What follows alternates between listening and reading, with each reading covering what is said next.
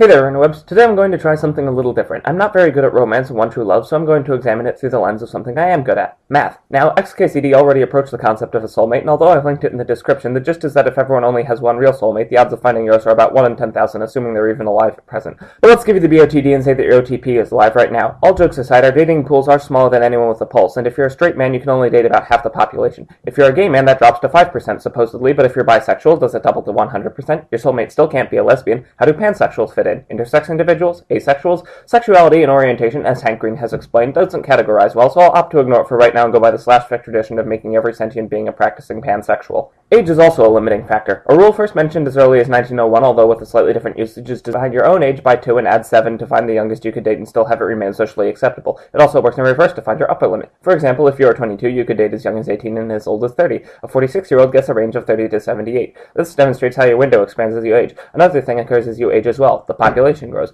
With global population increasing exponentially and your dating window growing linearly, your total number of age-acceptable soulmates does not remain constant. If you don't see the problem, think of it this way. A 20-year-old finds a 16-year-old. That falls outside the range and is suitably creepy, but fast forward 6 years and now they're both in early to mid-20s and no one will bat an eye. If a soulmate is your perfect match, why is there a waiting period?